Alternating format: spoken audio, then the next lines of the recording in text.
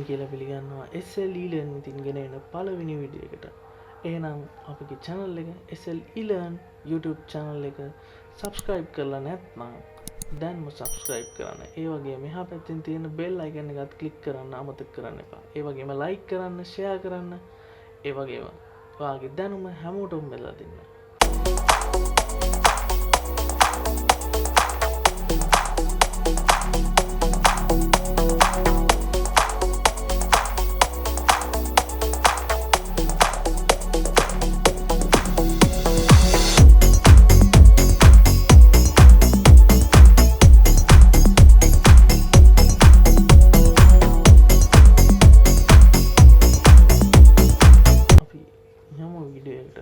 අද මම ඔයාලට කියලා දෙන්න යන්නේ කොහොමද මැෂින් එකක් ස්පීඩ් කරගන්නේ කියලා.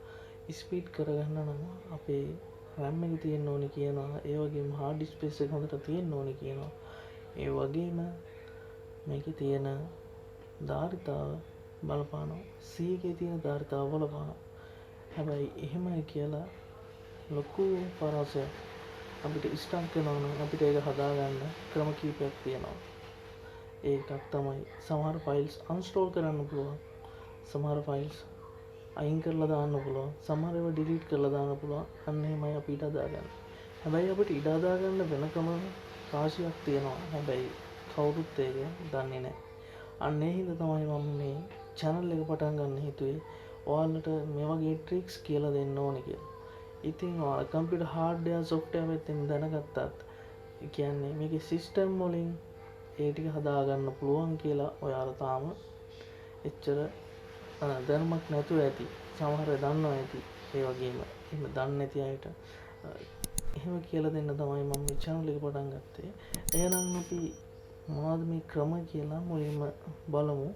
ඉස්සෙල්ලාම අපේ තියෙන මැෂින් එකේ තියෙන this PC Windows 10 මම පාවිච්චි කරන්නේ. ඒ හින්දා this PC කියලා තමයි තියෙන්නේ.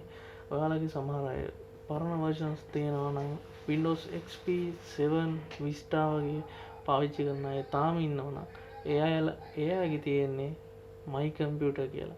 my computer කියලා තියෙනවා. ඊළඟට Windows 7 වල නම් computer කියලා තියෙනවා.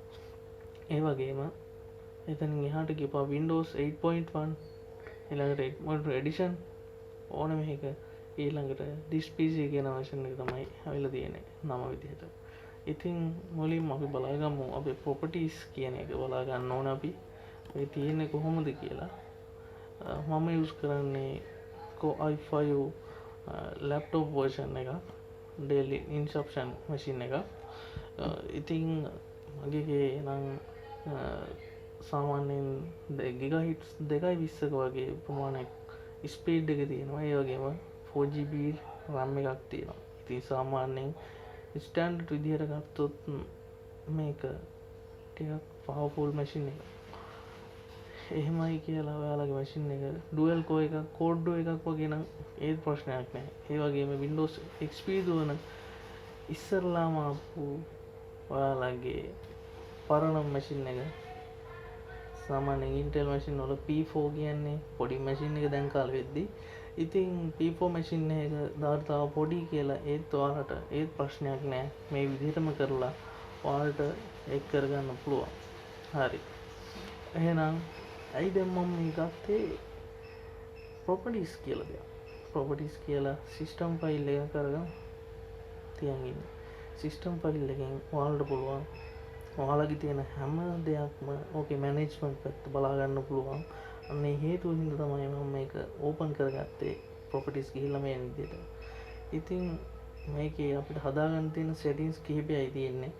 ඒ වගේම එතකොට machine එක හිතා ගන්න බැරි විදිහට ඔයාලට ඉස්ටක් වෙන්න නැතුව පාවිච්චි කිරීමට හැකියාව තියෙන විදිහට මේ machine එකේ තියෙන settings ටික හැදෙනවා.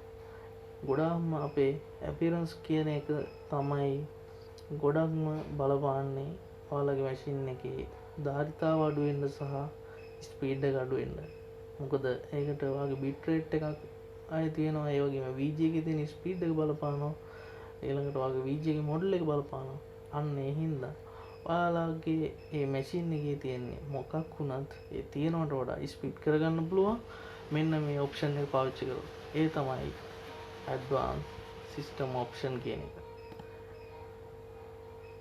මෙන්න මේ ඇඩ්වාන්ස් සිස්ටම් ඔප්ෂන් කියන එක හරහා ඔයාලට පුළුවන් පළවෙනියටම තියෙනවා Windows user the following information to identify your computer description. මේකෙන් ඔයාලට කැමති නමක් ඔයාගේ නමක් දෙන්න පුළුවන් ඔයාගේ මැෂින් එකට. ඒක අපිට ප්‍රශ්නයක් නැහැ, ඒක ඔයාගේ කැමැත්ත. ඒ වගේම hardware කියලා තියෙනවා මෙතන. ඊට පස්සේ මෙතනින් අපිට පුළුවන් device manager එක බලා ගන්න. ඒ වගේම choose information installation settings. Choose whether download the manipulate app and custom icon available your device. මේව අපිට එකක්වත් අදාළ වෙන්නේ නැහැ. ඒ වගේම ඇඩ්වාන්ස් කියලා එකක් තියෙනවා. මෙන්න මේක නම් අපිට අදාළම දෙයක්. ඒ වගේම ඊට එහා පැත්තෙන් තියෙනවා සිස්ටම් ප්‍රොටෙක්ෂන් කියලා. ඒ වගේම රිමෝට් කියලා තියෙනවා. මේක රිමෝට් දෙන්න මොකුත් කරන්න දෙයක් නැහැ. ඉතින් අපිට අදාළ වෙන්නේ මෙන්න මේ කොටස. මෙන්න මේ කොටසෙන් තමයි සේරම වැඩ ගැල්ල තියෙන්නේ මැෂින් එක සිස්ටම් එක දුවද්දී.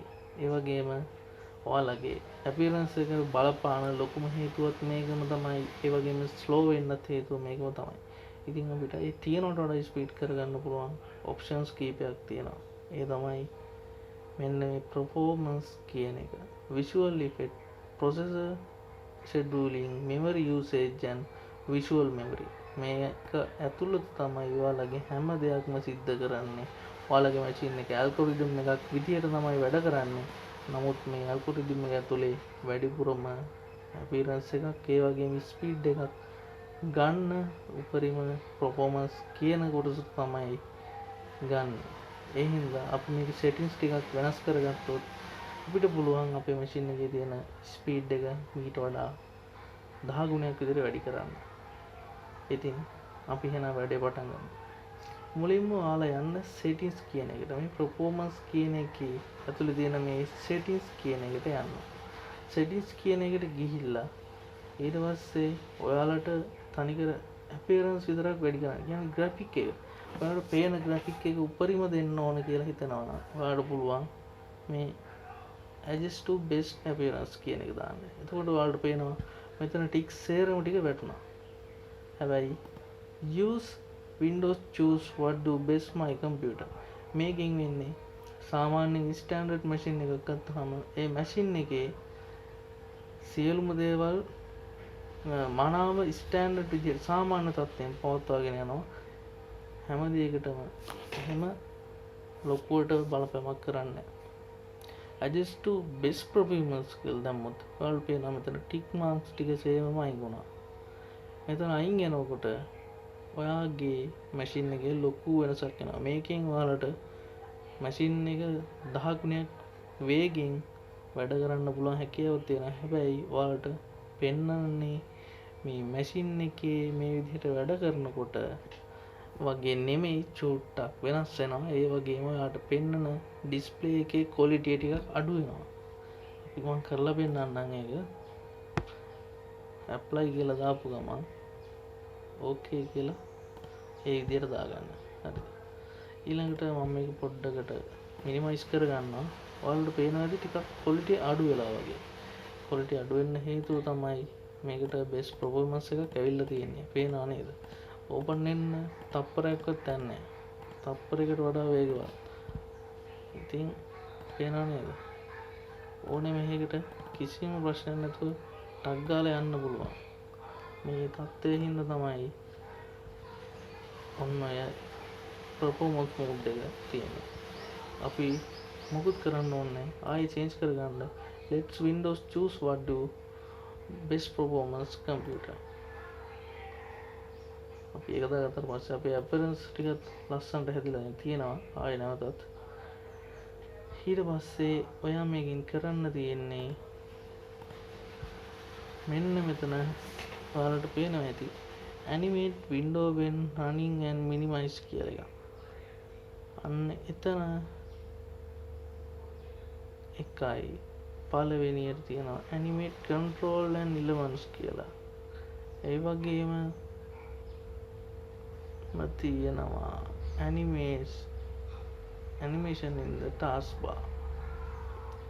අන්න ඒකෙන් තමයි ඔය එකක්වත් මොකුත් කරන්න ඕනේ. පළවෙනි ටික් එකත් එක්ක දෙවෙනි ටික් එකත් අයින් කරලා දාන්න. ඒ වගේම ඇප්ලයි කරන්න ඊළඟට ඔයාලගේ මැෂින් එක දැන් බලන්න වැඩ කරලා කිසිම හිරවීමකින් තොරව ඔයාලට වැඩ කරන්න පුළුවන් හැකියාවක් තියෙනවා. ඔන්න ඔය විදිහට ස්පීඩ් කරගන්න පුළුවන් ට්‍රික් එකක් තමයි මම ඔයාලට කියලා දුන්නේ අද. එහෙනම් අලුත් දවසක ආයෙත් එන්නම්. එහෙනම් සියලුම දෙනාට සුබ දවසක්. ඒ වගේම ලයික් කරන්න, ෂෙයා කරන්න, කමෙන්ට් කරන්න අමතක කරන්න එපා. ඒ වගේම හැමෝටම දැනුම බෙදා දෙන්න. ඒක ඔයාට වගේම අනිත් හැමෝටම ඒක හොඳක් නිසා ඒක ෂෙයා කරලා සපෝට් එකක් දෙන්න. එහෙනම් සුබ දවසක්.